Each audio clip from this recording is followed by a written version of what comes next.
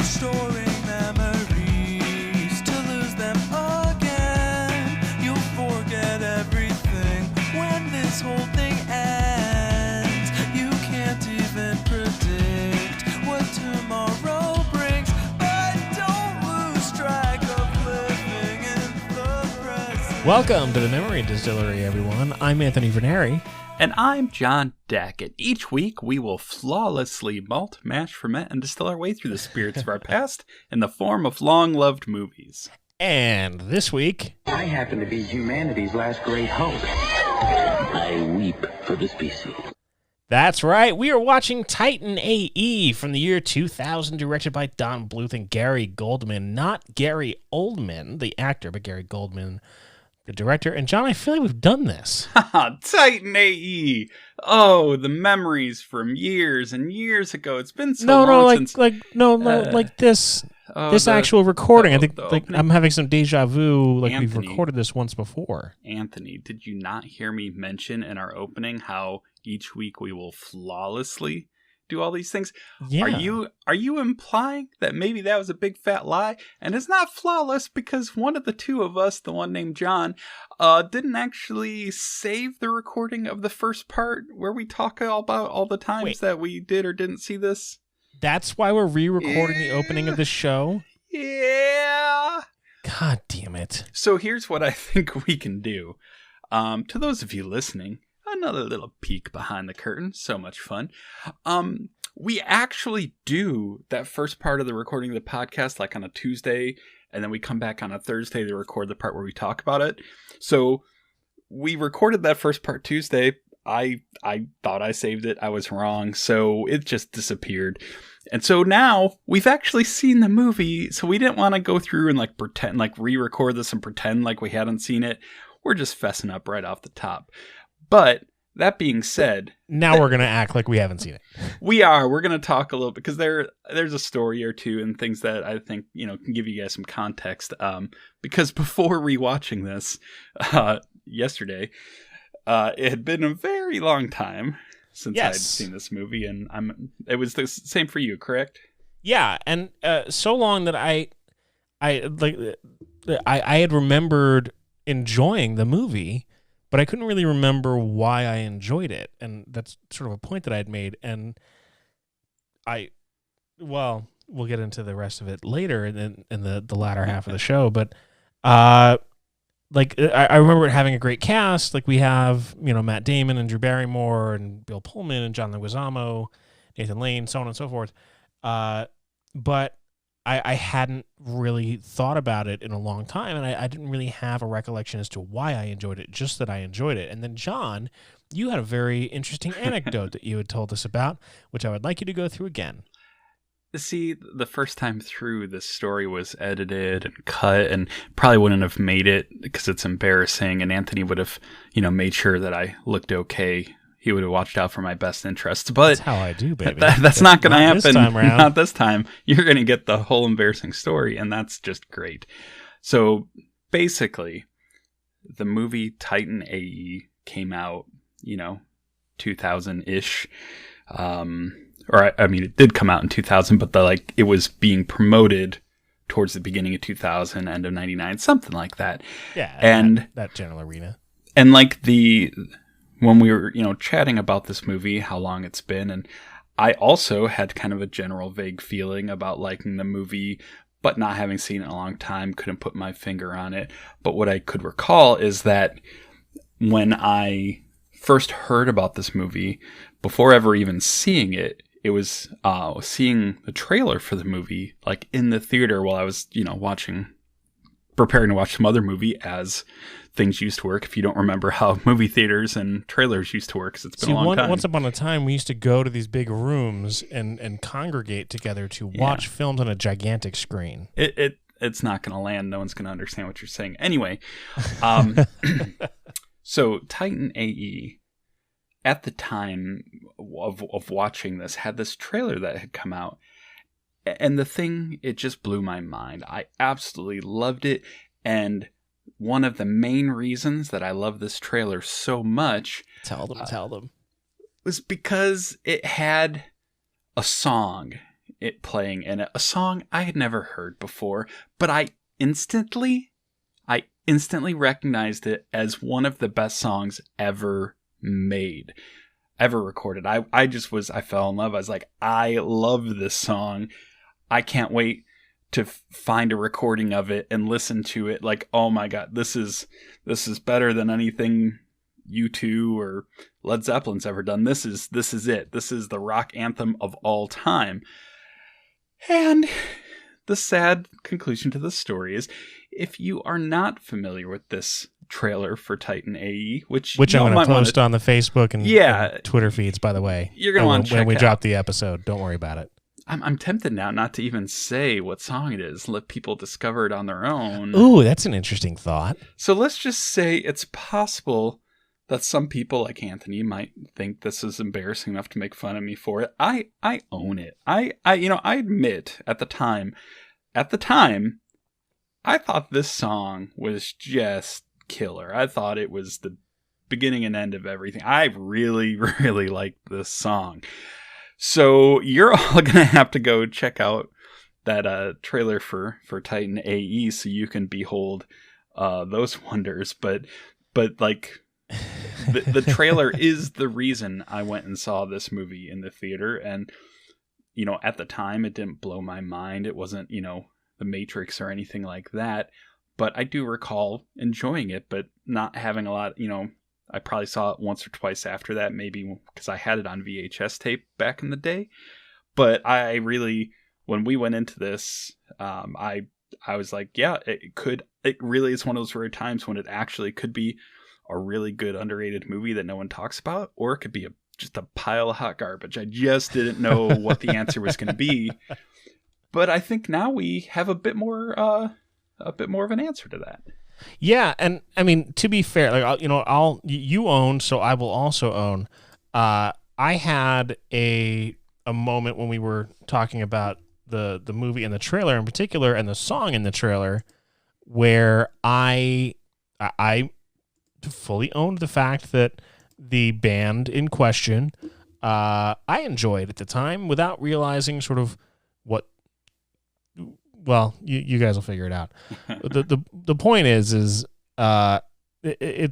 was a weird 2000 was a weird time. Late 90s, early 2000s was a weird time, and not just for music, but for movies too, which we'll get into in the latter half of the show. But yeah, that's kind of the point that I wanted to make. So not entirely on John, the sort of excitement surrounding the film way back when 21 years ago, but anyhow, one thing that I didn't mention the first time around when we recorded this, I think this is Don Bluth's last feature. Oh. I think that he, at least according to IMDb, he doesn't have any other feature credits from a direction or a production standpoint. Like, he seems to be completely wrapped up in like Dragon's Lair now, and maybe remaking it or creating a sequel, or like the lore. If you guys don't know, Dragon's Lair was like a revolutionary arcade game back in the 80s. That actually, if you go watch like the first episode of Stranger Things, it's featured in it, and it's a very cool game that was nigh impossible to beat, but it was created by Don Bluth, and he apparently is working on like more stuff surrounding it all these years later. Did you know that Don Bluth's cousin's Mitt Romney? I did not. Is that true? I'm like 91% sure it's true. I mean, 91% is a pretty good percentage. Yeah. Anyway, we're not here to talk about Mitt Romney again. No, we are not. God, that guy gets enough airtime. I had a dime for airtime. every talk about Mitt Romney on this fucking show. Like, geez, I could retire for 4 seconds. Anyhow, all right. John and I are going to take a quick break while you go and watch this. It's not available to stream for free anywhere, so if you have it in your personal library, go watch it there. Otherwise, go rent it or purchase it from one of the various streaming, rental, or purchase services, or you know how to get movies. I don't have to tell you. And when we come back, we are talking Titan A.E. John, are you ready again? Oh, I can't wait to take a long break and watch this movie before you and I chat another time. Fantastic. Let's do it.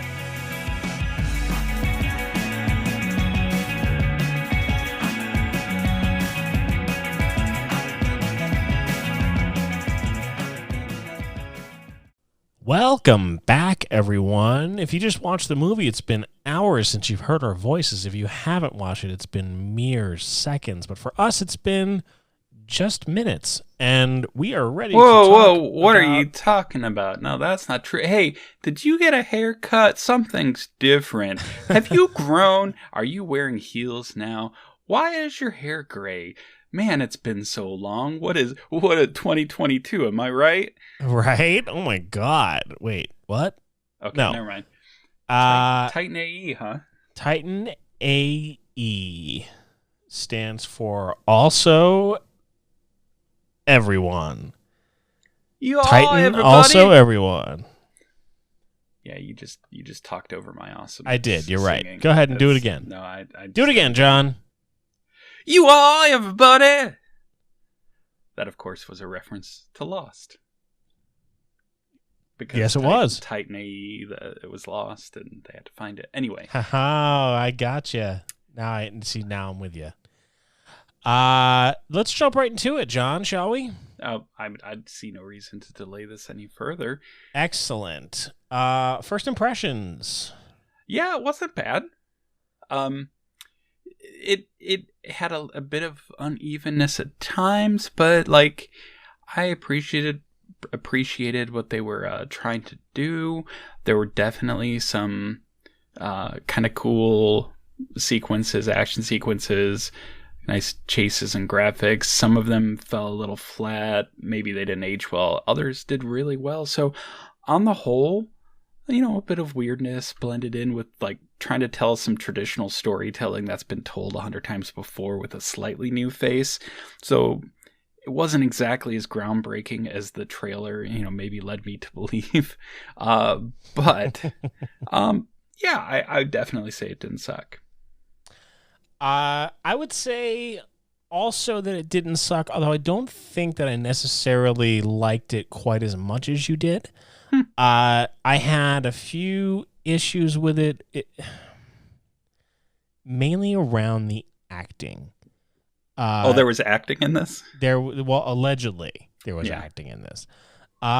So voice acting in this film was decidedly not good. We had, you had Nathan Lane and John Leguizamo who have done voice acting before and are good at it. Bill Pullman at times was okay at it, but for the most part, Matt Damon and Drew Barrymore are not good voice actors. They're great, like live action. Absolutely. I'm 100% on board. Just about anything that they make, with the exception of Rounders, I'm on board for. But it almost sounded like they recorded it as like sound clips for an N64 game and didn't really have an idea of the story that they were trying to tell or the characters that they were trying to portray. And so we just ended up with these weird, flat, unemotive performances that I wasn't bought into. I didn't really like, and it almost took me. It took away from the story for me, I think. So you want a movie where you connect with the two main characters? I mean, it would be nice. Well, let me put, if we're going to talk about the voice acting in this movie, let's not talk about the stale acting that like you said, Drew Barrymore and what's his face? I think it's Dat Manin, something like that. Matt Affleck or Ben Damon or whoever it is. Oh, that guy. No, like, there's definitely something about acting with your whole body and your face, and you're, bringing something to a role that's like physical and that embodies the role. And I'm not just talking about like Jason Bourne or, action-y things, but it's like, I think Matt Damon brings just a certain presence and Drew to that extent that I mean, I don't know. I'm trying to think of other movies that they might have done voice acting for, but at the moment, I'm just going to say I tend to agree with you. I didn't hate it, but there was absolutely nothing there to like either. It was just there. Well, and you say, you know, acting with your whole body. Like a great example of that actually is if you go and watch. There's like making of featurettes and stuff like that for Logan, where you watch Hugh Jackman doing the ADR for the big scene where he's running through the forest and he's killing all the agents and saving the kids and all that stuff. And when he's doing the ADR and he's re-recording his audio, like he's moving around and he's like, he's got his fist clenched and he's doing these moves with all the claw stuff and whatever. And like, he's into it and he's really moving around and he's getting physically excited by this. No, sorry, that sounded wrong, but he is in the moment and he is Logan and he's Wolverine in that moment. And I didn't get that same sort of impression from Matt Damon and Drew Barrymore in this film. But what I do want to mention are some of the other acting performances that are maybe not even as obvious as the main characters, because you start off with Ron Perlman, and by that I mean Ron Perlman. If I, you pronounce all the consonants. I mean, he goes by both, but yes. Right. I thought that was just a great classic sounding voice, very distinct, kind of giving you the lay of the land, telling you that narrator performance type of thing. I mean, it just felt right. It was good. Later on, there's another part played by Tone Loc, that tech, that like... Yeah, the bug armadillo looking guy. Yeah, I don't know what he was, but sure. The guy that was... He was Kale's like guardian. Yeah, exactly him. And like, he has a voice that translates well to being an animated figure. Like, it's a small part, but like it just fit. And but even he's done animated features before too. Right. Like, that's so part it's of like his bread and butter. You just have those connections. Same with Jim Brewer, like who was the cockroach, crickety kind of chef guy. Yeah, whatever that was. Like, so like, and he's done tons of sound effects and animated things. So it's like, it really.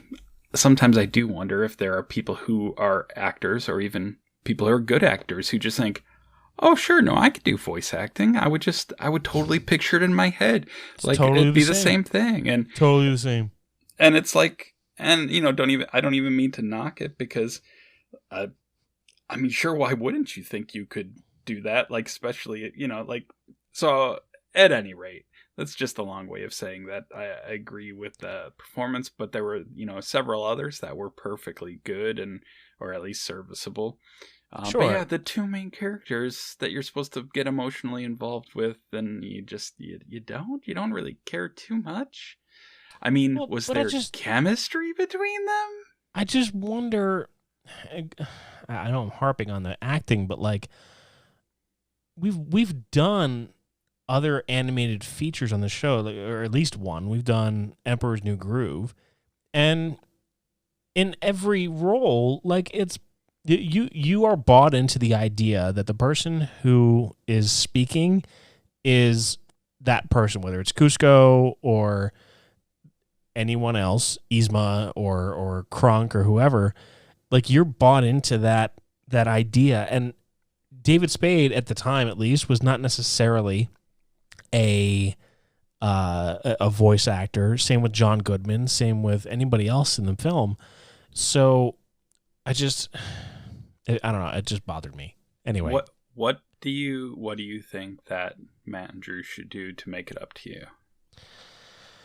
Well, I mean, money is always on the table. Like, I'm willing to accept a monetary I was hoping you were not going to go gross for that. No gross answers. No, absolutely not. Like, I wouldn't ask them to clean my toilet or anything. Yeah, that's the worst you could have gone. Right. Anyway, well, we won't talk about like what they could do, like what they can do, what they can't do.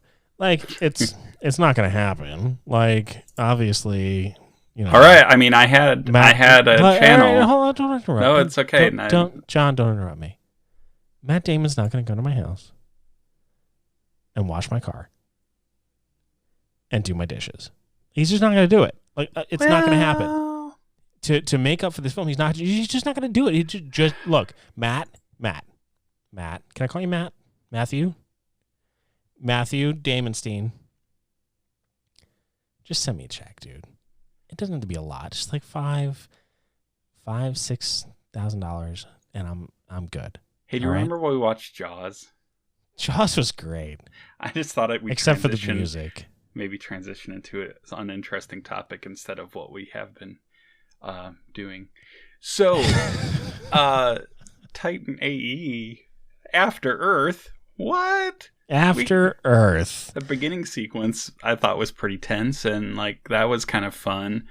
And then there was the part with the big ice crystals, which was also fun. So there's some good stuff, and you know, nothing to write home about necessarily, but like even now the tense feeling and the animation and everything that went into some of these moments, you know, it's like, wow, there's still some genuine atmosphere and feeling, just as long as you don't have those two people we won't mention anymore and dealing with their voice acting problems. So there's some world building, there was some tension.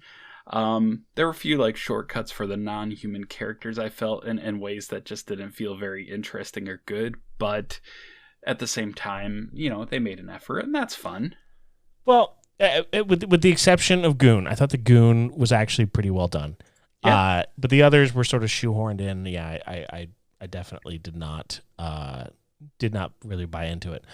I did like the animation. I thought that it was a very interesting mix of 2D and 3D animation, and you can actually see, like, so the aforementioned trailer that we will be posting. If you watch that and then you watch this film, or vice versa, you will definitely see a difference. The film is obviously much more polished, and it is a very finished product. Honestly, I watched the trailer today, and I almost wondered how we got excited about this, because the roughness of the animation in it was very striking in comparison. Yeah, it was, and the song was cut all weird, and it was cut a little weird. You didn't get the full gravity of the song. Yeah, it makes you wonder why it won so many Tony Awards. Okay, Grammys, whatever. Is that the award for? Well, at the Titan A.E. on Broadway. Oh, right, the Broadway adaptation that Lin-Manuel Miranda did. Yeah. So again, it's hard to keep coming, you know, back to the thing that you're harping on. Which was the voice acting, of course. But the styles, the blend of it, like you were saying, was an interesting choice, because it didn't feel like they had one animation studio do half the film and another one do another half. You know, it was really a blend of some traditional animation with some CG, but then also like some of that, like almost like matte painting, but using that as 3D. Like it felt like, you know, static. There were a few different scenes where it felt like you were looking at a drawing that they were then moving a camera away from. It just kind of gave a kind of interesting, disorienting feel to it, but not in a bad way. So like even the very end sequence, it made me think it was almost more like a video game that like does like pre-rendered or not pre-rendered, but where I have worlds where it's like dynamically rendered as you go, like it had like generic feel. But it's like at the time, you know, it was cool for having a nice 3-dimensional aspect to, you know, Planet Bob. Sure. No, I agree. And so, I think that the elements that you talk about, you get these sort of very quote unquote Don Bluth elements to it. Like if you go and watch any other Don Bluth animated film, an example that you gave, I don't know if you talked about it in the original recording or not, but was All Dogs Go to Heaven. That got lost to time when someone didn't save the recording. What an asshole that guy is. But no, like the All Dogs Go to Heaven, if you watch that and then you go watch this, like you'll see the animation styles in the 2D scenes at least are very similar. There are a lot of very common elements, between the two. But you know what's interesting is if you progress on the timeline of Bluth animation, have you ever seen Anastasia? I have. And that actually was turned into a Broadway musical. But in Anastasia, they had just a couple CG elements put into the film. Not much, but a few things, and they worked really cool and they had a neat effect. And so it's almost like a couple years prior to Titan A.E. It's like they were playing with the stylistic differentiation between what CG can have to offer. Maybe at the time it cost too much money, or they didn't have the number of artists working to really incorporate it on a larger scale. But it's funny that they played with it. Then a couple years later, then they probably started working on Titan A.E. right after Anastasia. Probably. But the amount of work that you had to put into a film, any film with CG in it at the time, like you were spending a lot of time. I remember, not that we ever get off topic on this show, but I remember watching the commentary or the making of for Final Fantasy: The Spirits Within, and like they're talking about how it took 18 months to render or to like fine tune the main female character's hair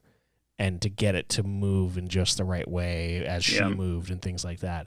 So we had this period in the late 90s and early 2000s where you had these animated features that took years to complete just because it was so difficult at the time. You didn't have the hardware or the software really to really get what you wanted out of it. And now I feel like, I could be completely wrong, but I feel like studios can crank out an animated feature in 6 months and be a hit. Well, I don't know about all that, but yeah, definitely light and day, huge difference. I've been drinking too, so. Well, that's a good point. Speaking of drinking, do you have any other favorite movies from the entire realm of Bluth Animations? Oh man, I'm gonna have to. Speaking of drinking, I'm gonna have to actually look because. All right, everyone. Mind off the top of my head. Take another shot. Let's see. We'll go with directorial stuff. Oh, Land Before Time. I mean, that's that was one of the films that were on repeat at my house. An American Tail was one that I remember seeing that in the theater.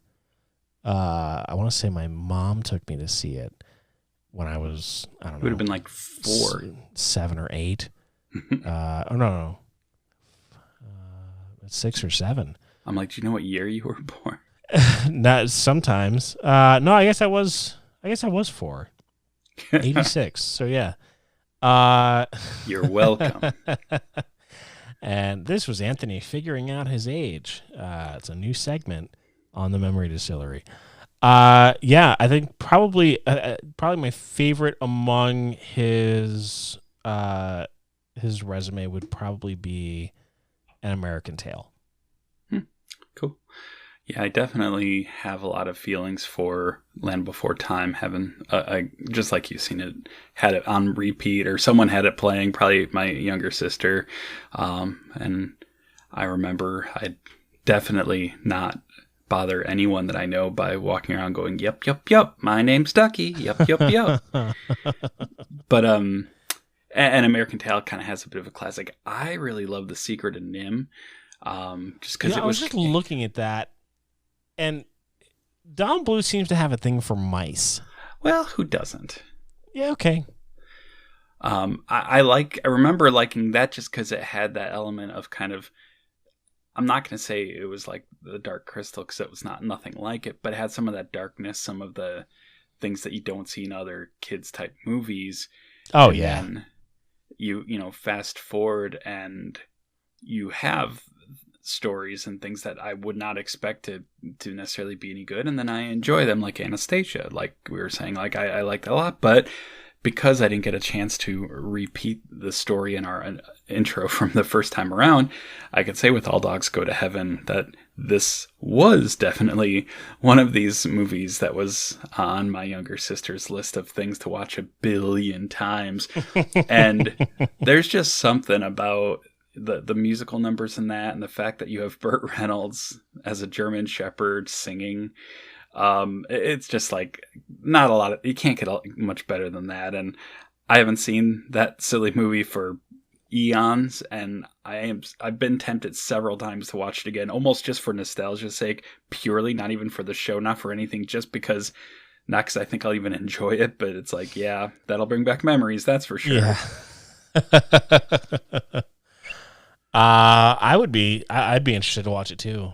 Just because I don't think it's been, I don't think I've watched it honestly, I don't think I've watched it in the past 20 years.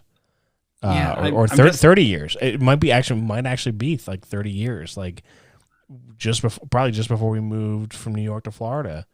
I'm hesitant for a couple of reasons, because one, I don't know if I'll have anything to say about that movie outside of maybe laughing.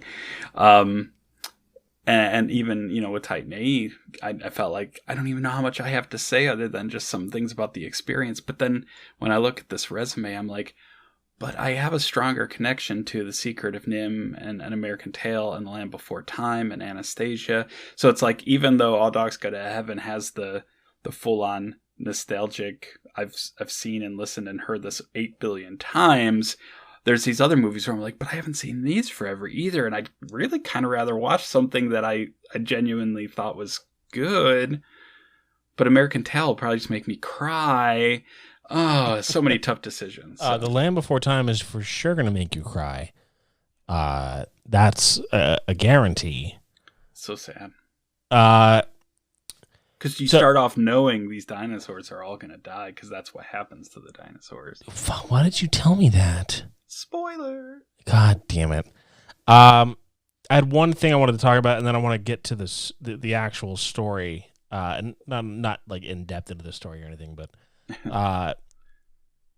there was a moment when Kale and Akima get absorbed into the dredge fighter, and they like fly through the dredge mothership, that I felt was very reminiscent of Independence Day. Like I got super Independence Day vibes from that scene. I thought it was cool that they could read the subtitles too. I did too. Like, you wouldn't think characters in a movie could read the subtitles that we could see, but you would think they would have thrown in any explanation as to how or why they could A, hear, and B, understand the Queen Dredge or whatever was talking, and no, that wasn't necessary, but who cares? I also thought it was kind of weird that the Queen Dredge wasn't speaking in ones and zeros. Being pure energy, you're sort of digital at that point, and so says you. So that's true. Maybe I don't understand. This is alien energy. Dredgian. Anyhow. So the story. So I feel like the story, and there was a story. There was a story, and you had mentioned, like, this is a story that's sort of been told before in one form or fashion, but in this particular case, I felt like it had a lot of potential, and maybe it was the acting, and maybe it was the weird kind of fart rock soundtrack that we got, but I think that maybe a better leading cast and maybe less like on the nose music, and you probably would have had a better movie. And when I say leading cast, I'm really just talking about Matt Damon and Drew Barrymore. Like, I love them in so many things, just not this. But and God, the music in this movie, I feel like they just like. We went through this period again in the late 90s, early 2000s, where studios like teamed up with every music label they could get to promote these bands that were not good. Well, let me ask or you this: these songs from bands. Have that you were not ever good. have you ever gone to like a state fairgrounds in like the early 2000s and listened to a rock band? Absolutely. Because that's the soundtrack. That's their That is talent 100% agents. the soundtrack that we got in this movie. Yeah, the talent agents scraped by every rural town in the Midwest to get the hardest rockin', corn-fed, boys to come and just rock their hearts out and poorly lyriced, horribly instrumented. Just it really, you couldn't even ignore it because they feature it so heavily. They're so proud. It wasn't just background music. It was like cutscenes where you just got to listen to the soundtrack. You got to hear the song for a solid 20 seconds of just listening to it as they cruise through space or whatever. Sometimes more than 20 seconds, or at Sometimes least it felt more. like more than 20 seconds. But don't get me wrong, there are some good bands, or at least halfway Yeah. decent bands on this roster. You got Luscious Jackson, you got Lit. Jamiroquai, you've got Powerman 5000, who maybe aren't good, but are well known. Frank Sinatra. You got Lit. Where was Frank Sinatra? Was that in a different cut of this movie that I didn't get to watch? Oh, you weren't watching the special edition? Oh no! Did you get the version where Yeah, the Rat where Pack Corso version. where Corso was played by Sean Connery? No. Oh, okay. That's a super secret version that I don't know that was ever released on analog or digital formats. But anywho, yeah, I think that's really like where I landed with this movie. Was like the story had so much potential. You had every element for this movie to be good, and it just didn't do the job that it was supposed to do. Yeah, I agree. It's fairly it's pretty simple. You just have the story of adventure, coming of age, father daddy issues, abandonment, but then So many dad issues. you Jesus. going through emotional cycles and discovering love and finding your place in the world, and all in the midst of like aliens wanting to kill you. And it's like, yeah, like elements of this all very familiar. Nothing is hard to swallow. We've heard variations on this many different times, but this could have been its own take on it, and it was its own take on it. It had a bit of its original feel to it, but yeah, the execution was never flawless. It was pretty good for a few things, but it was, in my mind, it was okay. I did not regret watching this. No, neither did I. So it's just, but yeah, it keeps coming back to the biggest factor of the flat acting. Yeah, Or flacting, as many people call it. full acting. No, I think that's a different thing. Oh man. So. Oh shit! You accidentally hit a button. I accidentally hit the button, but now we have to do But it you because did it's hit already the button. there. It's already there. We're gonna do some dream casting. Only this time around, so like typically we do this for live action films, so I figured why not do this for a live action film? So if you're doing a live action remake of Titan A.E., who are you casting? Drew Kale? Barrymore and Matt Damon, because we know that Motherfucker. they can act better No, I want when it's not different. animated. I want different actors from you. Okay, fair enough. So Kale, Akima, and Corso, originally played by Matt Damon, Drew Barrymore, and Bill Pullman, respectively. Who are you dream casting? Well, I'm going to start with the elder statesman of the group. Okay. And I'd say for Corso, I think it's pretty obvious. You want someone who can be a bit of a rogue, who can play fatherly, but also kind of be a bastard. And like, just that nice balance, a little charisma. You can imagine they're a leader, but at the same time, they're in it for themselves. So I actually fairly quickly settled on Leonardo DiCaprio for this role. Oh, okay. I thought he could really pull that off with some nice charisma, as well as kind of being an ass. That nice mix. Yeah, I can see that, especially like kind of Once Upon a Time in Hollywood kind of role there.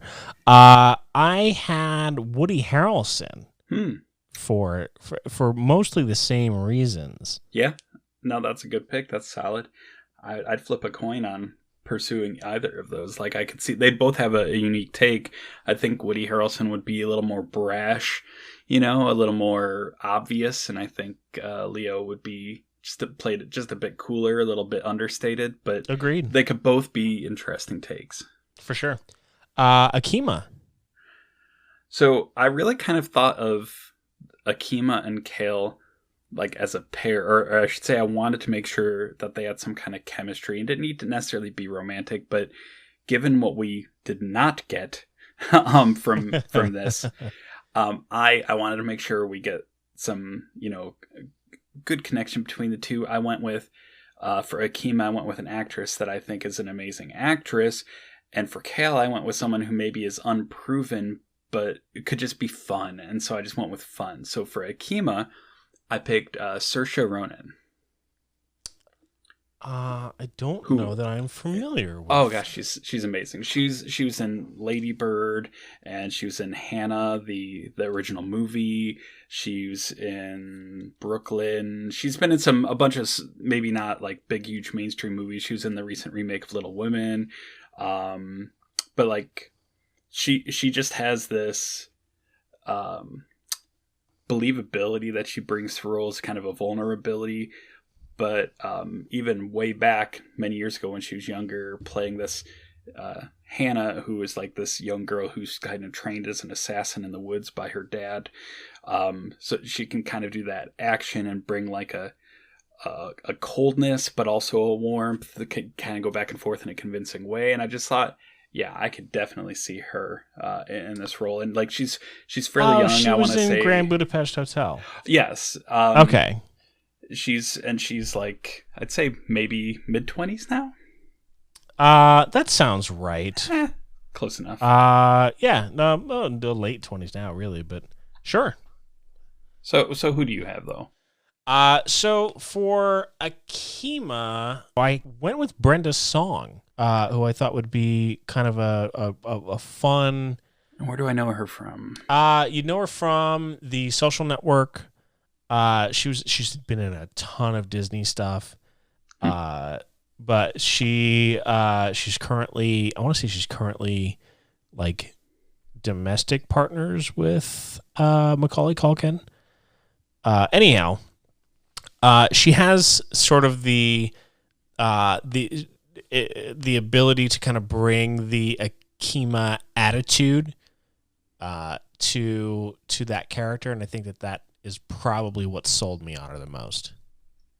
Well, cool. We're both bringing people that aren't the others not overly familiar with, but well, you'll be familiar with my Kale. Who'd you have there?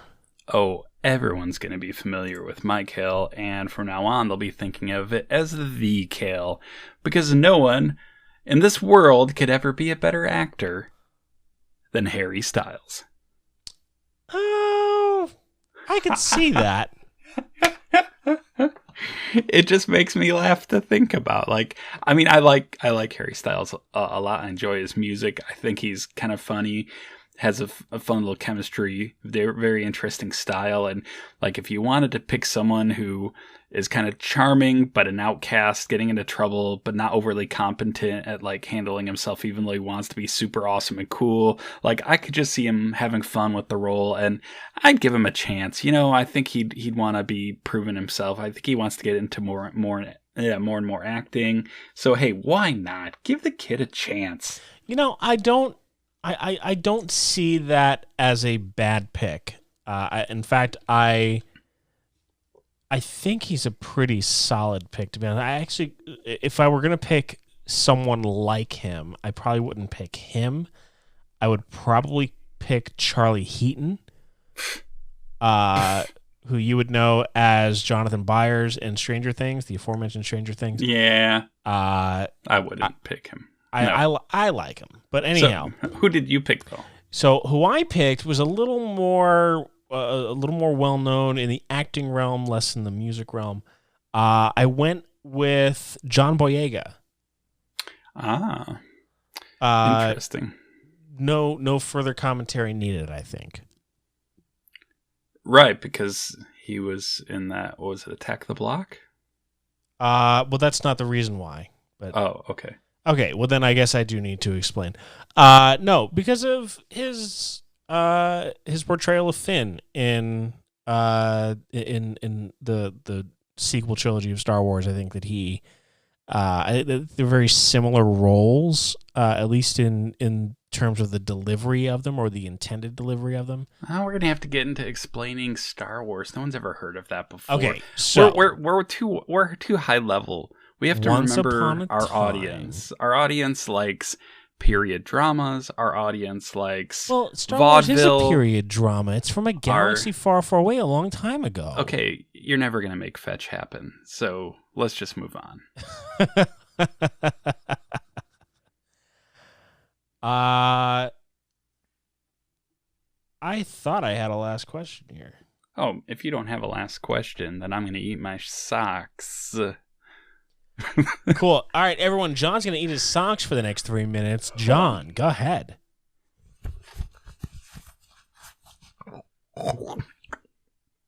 It was a small sock.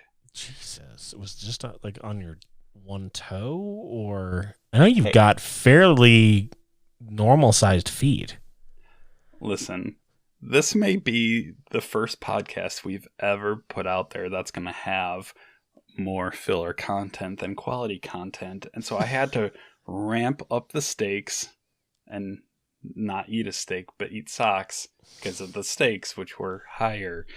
Oh man, can we just retire this episode already? Or did you think of your last question? Maybe we can pull it out of the fire. Nope. All right. Oh, you know what? So the year 2000 was probably littered with animated features that were that skewed more toward adults, and I feel like this is one of them. What's a better one? From 2000? I would say from the late 90s, 2000, early 2000s era. Say 97 to 03. Oh, I mean, probably an extremely goofy movie. Does that not work for you? Little Mermaid 2. Jesus. I feel like that was like 96. I feel like that one's outside. All right. Let's see. Titan A.E. No, that's not it. Okay. No, I got it. Chicken Run. Oh. Do you remember Chicken Run? I do remember Chicken Run. I don't remember it skewing adult necessarily, but yeah, I guess it kind of it's when something's British. Yeah, like British, it's claymation. You know, I can see kids being bored with it, so I'll allow it. Oh, no, I was incorrect. Here is the correct answer. Fantasia 2000. That was actually good. I think I bought that. I bought it. I've enjoyed it. It's great. And it definitely, I think, skews more older than younger, and that it probably doesn't hold the attention of as many young people as they would have liked. But no, I don't know. I mean, there's many that I think appealed to kids who wanted to pretend they were older but weren't, like, Road to El Dorado. That's the answer. All right, that's what the I answer. had. Nice. I have solved your puzzle book. You've solved my adult. Nope. No. You've solved my. You've solved my animated film question. I've sunk your battleship. You did. That's our episode, everyone. Thanks so much for hanging out with us each and every week as we distill another favorite from our past. Tune in every Monday as we review movies that we grew up watching and that you probably grew up watching and enjoyed, and then we ruin them by reviewing them. If you would like to contribute to the show in a meaningful way, you can do it a number of ways, some of which John is going to tell you about. I'm going to tell you about the financial way. Go to anchor.fm/the memory distillery /support. Wait, try that one more time. Go to anchor.fm/the memory distillery /support. You can find it in the description of this episode in your podcast player. And you can donate to us monthly for amounts as low as $5. And that helps us to create really cool content, to buy new equipment, to modernize our setups so that we can make such great episodes like this one. Hey, John? Speaking of great episodes, you all remember that time where you're all sitting in the movie theater and Karma Slave came on, played by Splashdown? Pretty exciting stuff. How about Like Lovers, Holding On by Texas? And who could forget Everything Under the Stars by Fun Lovin' Criminals? That's the number one song in this movie. It was top of the charts. I could literally go all night. These songs just keep rocking and flowing, and any one of them would have paid us for the privilege of being on our podcast. That's right. Because they would have been that desperate. But no, we switched it up. We went the other direction. We refused to take money. We wanted quality. And what did we do? That's right. We got Destroying the Evidence by Semaphore as the music for our podcast because it's worth it. It's worth every non-penny that we're not getting because we're not being bribed by bad 90s state fair bands. And while you're contemplating what soundtracks you're going to listen to outside of Titan A.E., which you'll probably have on a repeat for a while once you get into it, but we definitely want to hear about these alternate soundtracks that you'd enjoy. Email us at thememorydistillery@gmail.com and tell us what kind of music you think it should never be allowed into movies. I think that's a good question.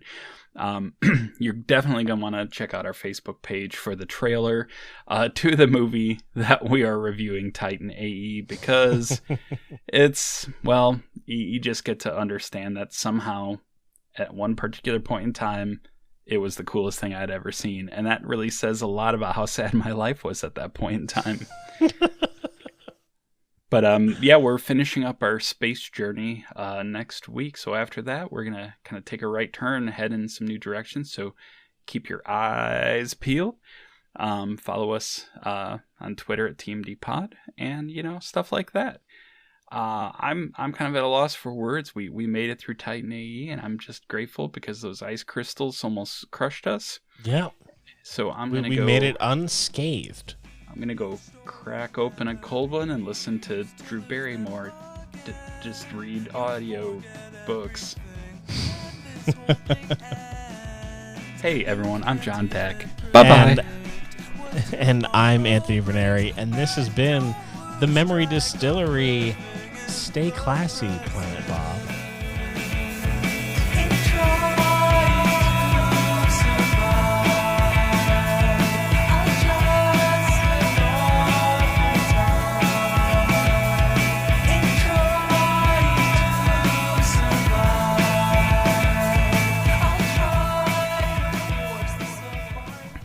Nah. That's my audition for the nanny for the Titan A.E. 2. I'm playing the romantic lead. That's the big emotional scene where I find out that my father figures betrayed me. Oh God! Why? Whew, this is rough. This is rough. Thankfully, we got this, after the close. Yeah, I definitely can't see this coming up anywhere embarrassing. No, never. I'm hoping when you edit this, I really hope the final product is a nice, tight 12-minute podcast. I'll do my best to get close to 12 minutes. No promises.